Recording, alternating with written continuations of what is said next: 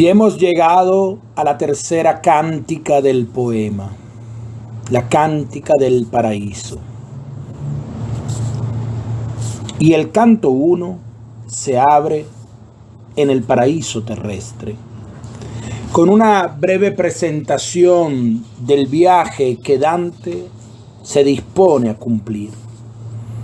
Inmediatamente hay una invocación al dios Apolo, y entonces el poeta se gira hacia Beatriz, que está mirando el sol. Y entonces el mismo Dante, también él dirige su mirada y luego la regresa a la mujer. En este punto experimenta una extraordinaria transformación interior y Beatriz le hace notar que están volando hacia el cielo. Dante se pregunta cómo esto puede ser posible y Beatriz le explica que este ascenso es conforme al orden con la cual Dios ha creado al mundo. Y llegamos así entonces al canto segundo, mientras prosigue la subida al cielo. El canto se abre con una advertencia a los lectores. Luego, Dante y Beatriz llegan al cielo de la luna. Aquí Dante se asombra de que su cuerpo pueda encontrarse dentro de la misma luna. Y le pide a Beatriz una explicación sobre las manchas lunares. Ella rebate primero la opinión equivocada de Dante al respecto y después le ofrece la explicación correcta. Y es así que llegamos al canto tercero, todavía inmersos en la luna. Dante descubre ante sí unos rostros que al principio interpreta como imágenes reflejadas. Beatriz le explica que son almas y lo invita a interrogarlas. El alma que Dante tiene delante es Piccarda Donati. En el diálogo que sigue, el poeta pregunta primero si los espíritus que están ahí no aspiran a subir más alto, más cerca de Dios. Y Piccarda empieza explicando que el deseo de los bienaventurados coincide con la voluntad de Dios sobre ellos. Después le pide que le aclare qué pasó con ella en la tierra, y ella satisface brevemente la curiosidad de Dante. Al final, Piccarda le presenta el alma de Costanza de Altavilla y después se aleja, dejando a Dante con otra pregunta no expresada. En el canto cuarto, estando siempre en el cielo de la luna, le entran a Dante dos dudas. Una tiene que ver con Piccarda, la otra con la teoría platónica de la reencarnación. A propósito de la segunda, Beatriz explica que las almas se mostrarán ante Dante en los distintos cielos solo para que resulten evidentes las diferencias entre ellas. Pero en realidad, todas viven fuera del tiempo y del espacio, en la presencia de Dios. En cuanto a la duda sobre Piccarda, aclara que su voluntad consintió en parte la imposición. Entonces, Dante canta un himno de alabanza a Beatriz y al conocimiento. Al final, plantea otra pregunta acerca de los votos no cumplidos. Y llegamos al canto quinto, todavía en la luna. Beatriz le explica a Dante que su vista se va agudizando. Después responde a la pregunta del canto anterior sobre la posibilidad de permutar los votos. Entonces su aspecto cambia. Esta mutación señala el paso al cielo de Mercurio. Aquí sale al encuentro de Dante una multitud de espíritus en forma de luces, y uno de ellos se ofrece para responder a sus preguntas. Dante le pide al alma que se presente y ella se hace aún más luminosa. Canto sexto. Nos hallamos todavía en Mercurio. El alma a la que Dante se ha dirigido al final del canto anterior se presenta. Es Justiniano, que fue emperador de Bizancio. Después de hablar brevemente sobre sí mismo, expone la historia del Imperio de Roma, desde los orígenes hasta el Renacimiento con Carlomagno. Luego lanza una invectiva contra güelfos y gibelinos. Después de explicar que su presencia y la de las otras almas en este cielo es conforme a la justicia, Justiniano le presenta a Dante el alma de Romeo de Villanova. Llegamos al canto séptimo. Seguimos en Mercurio. Después de que Justiniano y los demás bienaventurados se hayan marchado, Dante se pregunta cómo puede ser justo el castigo por una venganza justa. Y Beatriz resuelve su duda. Después le explica por qué era necesario que la redención se produjese como lo hizo. Y, finalmente, le aclara la razón de la corruptibilidad de la materia. Canto octavo. Al ver cómo crece la belleza de Beatriz, Dante se da cuenta de que han subido a Venus. Aquí sale a su encuentro una serie de luces que cantan. Una de ellas le dirige la palabra y Dante le pregunta quién es. Se trata de Carlos Martel, hijo de Carlo de Anjou, y habla del mal gobierno de las tierras que había heredado, si no hubiese muerto tan joven. Entonces Dante le pregunta cómo puede ser que en una misma familia nazcan hijos de índole tan diversa de la del padre. Y Carlos explica que la diferencia de los temperamentos viene de Dios y están ordenados al bien. Pero los hombres, con sus decisiones libres, pueden inclinarlos hacia consecuencias negativas. Canto 9. Siempre dentro de Venus. Dante se dirige brevemente a la mujer de Carlos Martel, Clemencia. Después se le presenta el alma de Cunizza da Romano, que cuenta su propia historia. Lamenta la pésima conducta de los habitantes de la Marca trevisana y predice la desventura que los espera. Luego, Dante se encuentra frente a Falco de Marsella, que también habla primero de sí mismo. Después presenta el alma de Rahab, personaje bíblico, y cierra el discurso con una invectiva contra el alto clero. Y llegamos así al canto décimo. El canto se abre invitando al lector a contemplar el orden que rige el universo. Después Dante se encuentra inmerso en el sol, en donde las almas tienen el aspecto de puntos luminosísimos. Después de que el poeta, por invitación de Beatriz, haya dado gracias a Dios, los espíritus bienaventurados danzan y cantan en torno a ambos. Después, Santo Tomás presenta las almas de los sabios que se encuentran ahí. Finalmente los bienaventurados retoman su canto y su danza. Canto 11. Todavía en el sol, después de que Dante haya compadecido la suerte de los hombres que se afanan detrás de las riquezas y de que los bienaventurados hayan realizado otro giro en su danza, Tomás retoma la palabra, explicando que Dios ha dado a la iglesia dos grandes santos, y entonces cuenta la historia de San Francisco de Asís. Concluye con un reproche a los dominicos que no son fieles a los dictámenes de su fundador. Canto 12.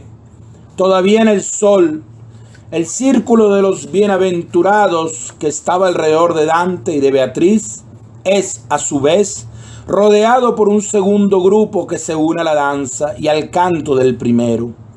Después, una de las almas narra la historia de Santo Domingo.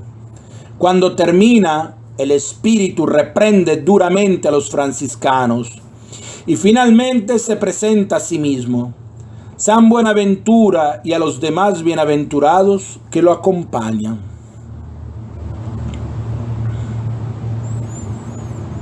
Canto 13.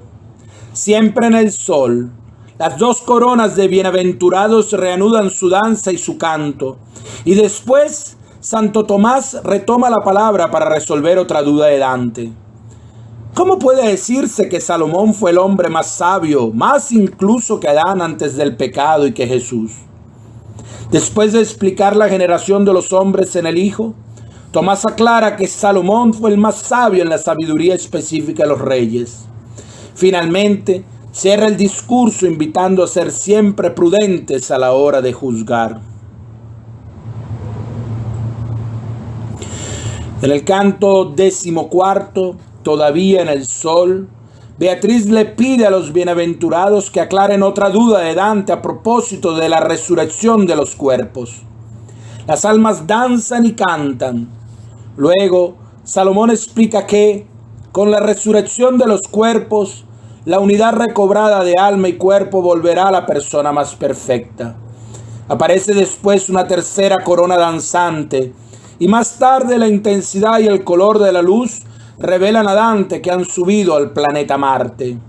Aquí las almas de los bienaventurados resplandecen moviéndose a lo largo de los dos brazos de una cruz y entonan un canto maravilloso.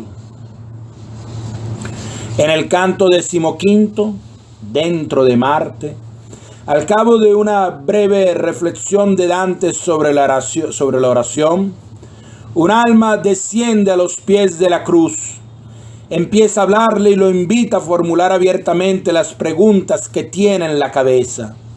Entonces el poeta le pregunta al espíritu quién es, y este cuenta su propia historia y describe la Florencia de su tiempo, contraponiendo las virtudes de los florentinos antiguos a los vicios de los contemporáneos de Dante. Canto 16. Seguimos en Marte.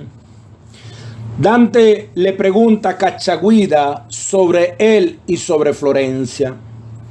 Después de responder brevemente a la pregunta sobre su persona, da comienzo a una larga evocación de la Florencia de su tiempo, pasando revista a las familias más importantes de la ciudad que ahora han venido a menos.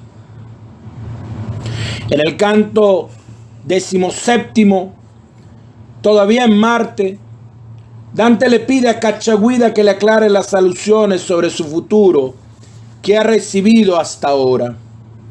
Y este responde prediciéndole el exilio que le espera. Entonces, Dante expresa su duda acerca de la oportunidad de escribir la comedia. Y Cacciaguida lo exhorta a que cuente sin ningún temor todo lo que ve. En el canto 18, mientras Cacciaguida hace una pausa en su discurso, Dante permanece extasiado ante la belleza de Beatriz. Sin embargo, ella lo invita a prestar otra vez atención al interlocutor, y éste le señala a alguno de los espíritus que están en la cruz. Dante y Beatriz ascienden después hacia el interior de Júpiter, donde las luces de los espíritus se mueven para formar una serie de letras, hasta que la última de esta letra, una M, se transforma en la imagen del águila imperial.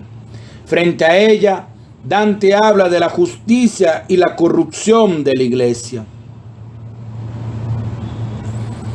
En el canto 19, en Júpiter, los espíritus que forman el águila le explican a Dante que aquí se le muestran las almas de los hombres que han vivido según la justicia y la piedad.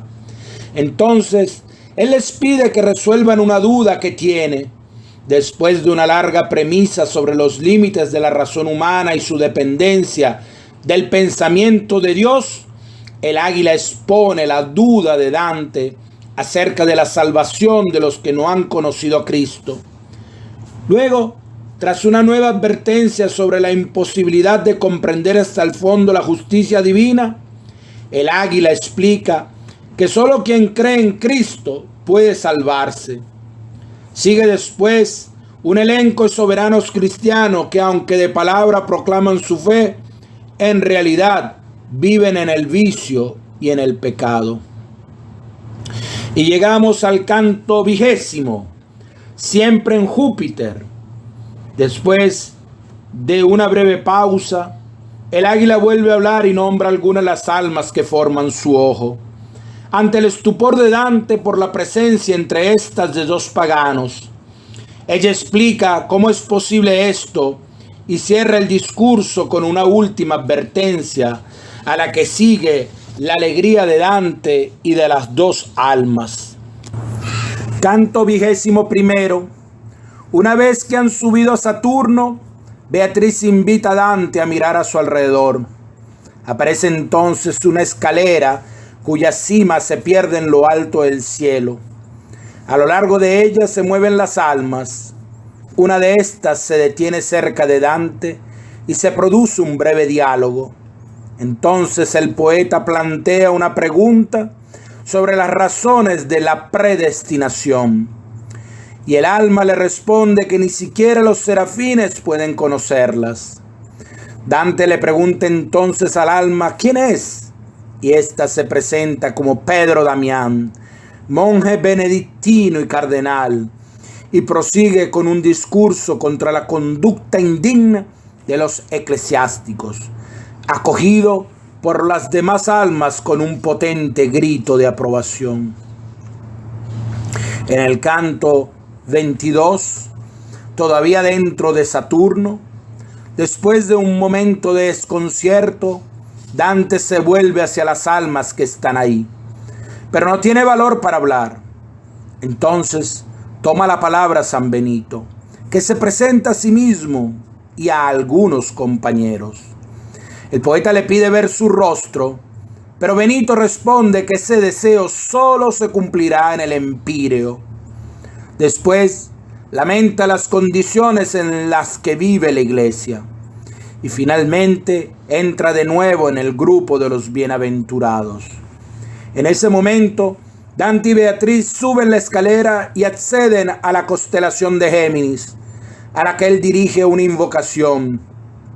Luego Beatriz invita a Dante a considerar el camino andado hasta ese momento.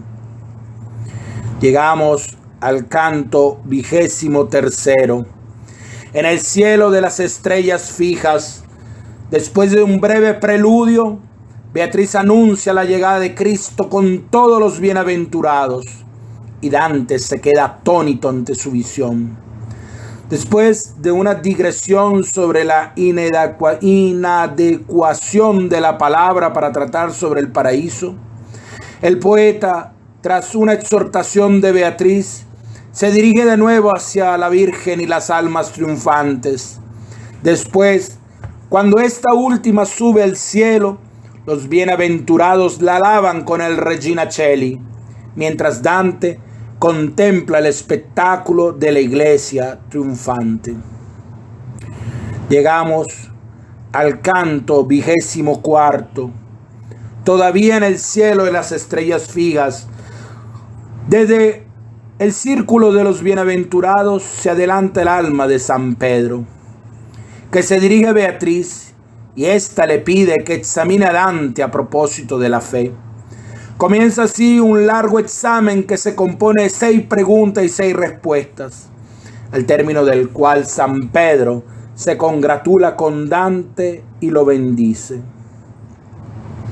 En el canto 25, siempre en el cielo de las estrellas fijas, Dante manifiesta la esperanza de que la Divina Comedia le permita volver un día a Florencia. Entonces se acerca el alma de Santiago, al que Beatriz le pide que examine al poeta, acerca de la esperanza. A la primera pregunta responde la propia Beatriz. Luego, la segunda y la tercera le tocan a Dante.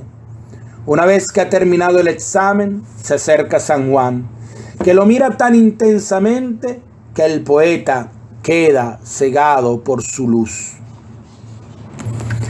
Canto 26. Seguimos en el cielo de las estrellas fijas. San Juan examina a Dante, que mientras permanece ciego a propósito de la caridad, al término del diálogo, Beatriz devuelve a Dante la vista y él ve el espíritu de Adán, al que le pide que responda a las interrogantes que tiene en el corazón.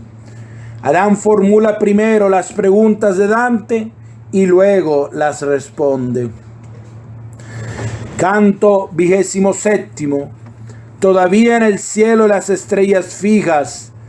Después del júbilo del poeta al escuchar a las almas cantar el Gloria, San Pedro se enciende de ira y comienza una larga invectiva contra la corrupción de la iglesia, que concluye con la entrega a Dante de la tarea de contar a los hombres lo que está viendo. Después, los bienaventurados vuelven a subir hacia lo alto, mientras Beatriz invita al poeta a contemplar la tierra por última vez. Después, Dante se dirige de nuevo a Beatriz y ambos suben al primer móvil, donde ella le explica la naturaleza del cielo al que han llegado. Y después lanza una increpación contra la codicia y los males que ésta produce en la tierra. Canto 28.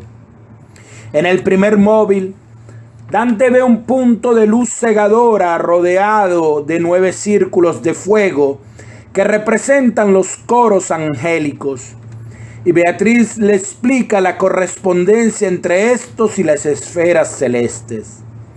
Al terminar la explicación, los círculos relucen con más intensidad y entonan el canto de Hosanna. Entonces Beatriz retoma su discurso y le explica al poeta el orden de los coros. Canto 29. Siguiendo en el primer móvil, después de una breve pausa, Beatriz le explica a Dante cuándo y cómo fueron creados los ángeles. Luego resume el asunto de la caída de los ángeles rebeldes. Después responde a la pregunta de si los ángeles tienen memoria. Al final, carga contra los falsos maestros y, para terminar, habla del número de los ángeles. Y es así que llegamos al canto 30. Los ángeles se desvanecen. Beatriz resplandece sin parangón y le explica a Dante que han llegado al Empíreo. Aquí el poeta queda deslumbrado por una luz extraordinaria y después ve un río luminoso sobre el que se inclina, por consejo de Beatriz, como para beber esa luz con los ojos. Fortalecida su vista de este modo, empieza a contemplar el espectáculo de la luz de Dios que se refleja en la multitud de santos y de ángeles, mientras la mujer le explica lo que tienen delante. Canto 31. Dante contempla pasmado la cándida rosa de las almas bienaventuradas y los movimientos de los ángeles. Entonces se vuelve hacia Beatriz, pero en su lugar ve a un anciano.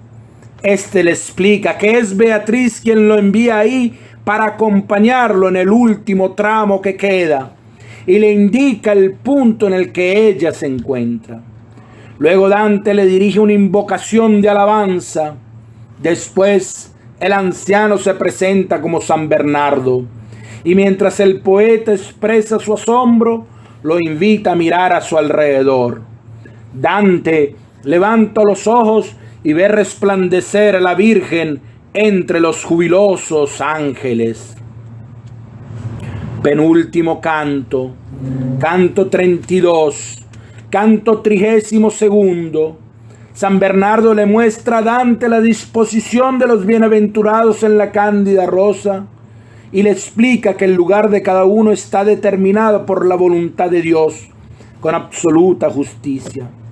Entonces el poeta levanta los ojos hacia María y la ve en compañía del arcángel Gabriel. San Bernardo vuelve a indicarle a algunos santos y finalmente se dirigen de nuevo hacia la Virgen. Y de esta manera llegamos al último canto. Canto 33, 33, canto 100 de la Divina Comedia. San Bernardo dirige a la Virgen una gran oración, al término de la cual María, Dante y el mismo Bernardo vuelven la mirada hacia Dios. Dante confiesa que su lengua será inadecuada para expresar cuanto ha visto y le pide a Dios que la sostenga. Entonces empieza a describir las sensaciones que experimenta al fijar su mirada en Dios. Primero, de que toda la creación encuentra en Él su punto de unidad.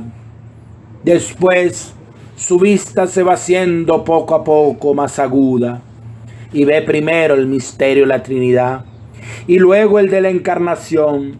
Finalmente, su deseo de comprender este último misterio se ve satisfecho por una iluminación repentina que lo hace partícipe de la vida de Dios y del universo.